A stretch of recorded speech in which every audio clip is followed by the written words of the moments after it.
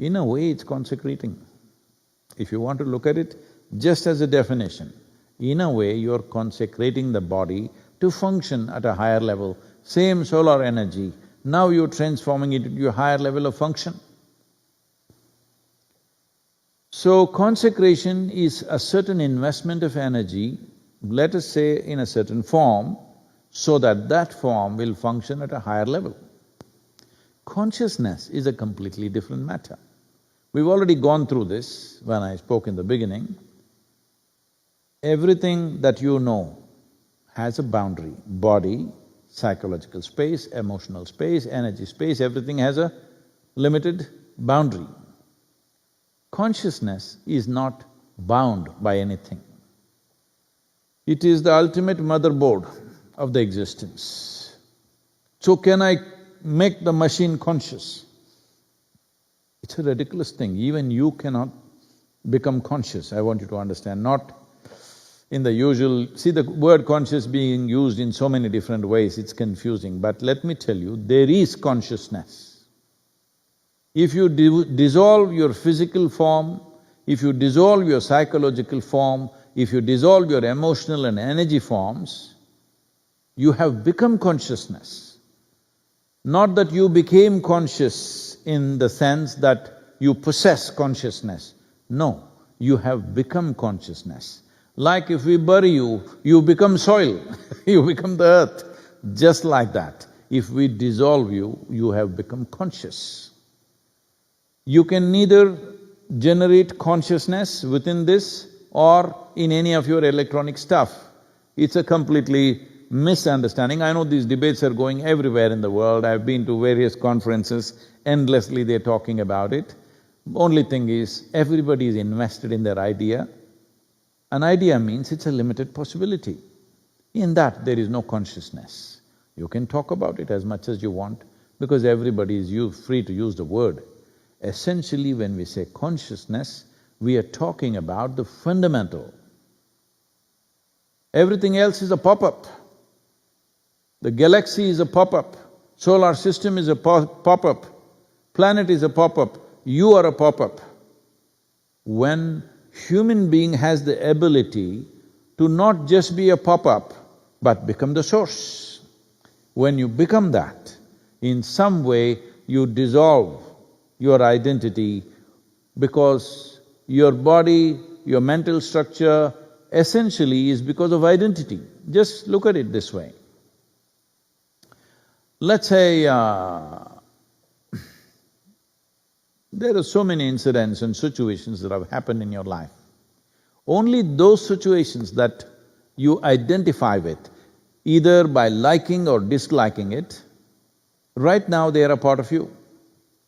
Those situations that you neither liked nor disliked, somehow they're not a part of you. Just see this.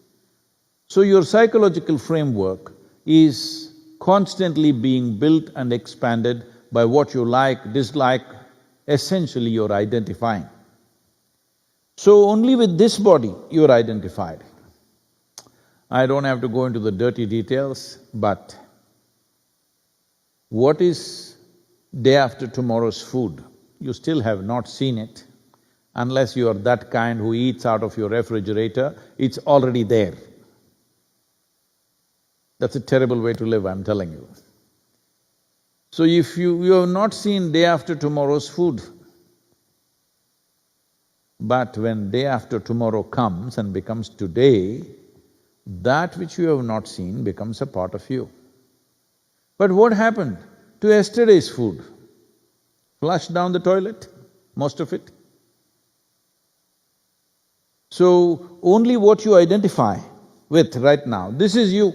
You are not going to go in search of all the shit that you flushed and say, that's me, that's me, that's me, because it's been you at some point, but you don't identify with it, so it's not you. So you need to understand, what is me, what is not me in your experience is a made-up reality that you make it up by identifying with it. This is me, this is mine. Whether it is an object or a person or a thing or a property, including your body and your mind, you only feel it's me when you're identified with it. So if you withdrew your identities, then you dissolve. Not that your body will melt away, it's still sitting here, but because you've withdrawn your identity, it has dissolved from your experience. Now your consciousness, because that is the basis of your existence. Now, can I create consciousness? Can I invest consciousness? This is all rubbish. You can invest energy and make something work better. That's a different matter. Making anything work better, in my you may find this little extreme, even if you create a god, even if you create a deity of the highest possibility, still it's a survival process. You're looking how to survive better, or maybe you want to thrive better. Thriving is also survival.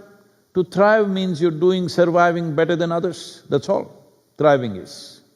So, even your God, your religion, your whole heaven, heaven means what? You're surviving better than others, though you're dead.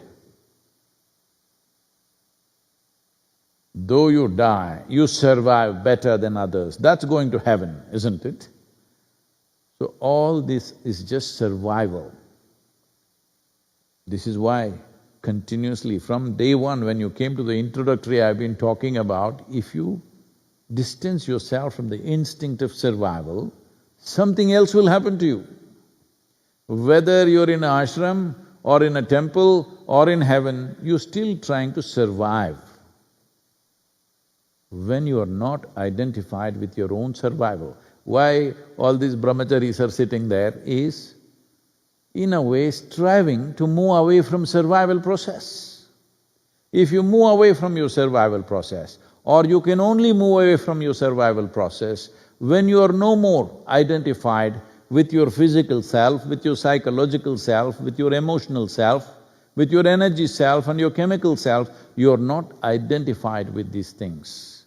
That is when you have moved away from your survival process. The moment you move away from your survival process, you are consciousness. There is simply no other way to be. So you think you can do it on a machine? I'm telling you, you cannot even do it on this, it's there, you are on it. But you are right now existing as a pop-up. If you dissolve this bubble, you are consciousness. Not that you become conscious, you are consciousness if you dissolve the bubble. But right now, you are engaged with the bubble so much, and your bubble is prettier than the other bubbles, your bubble is stronger than the other bubbles, in this it will go on drama, bubble, bubble, bubble. And when two bubbles get together and go, marriage. So it once happened, a young man who wanted to get married came to his father and asked, "Father, what does it cost to get married?" The father, who was in his 50s, said, "My son, I do not know because I'm still paying."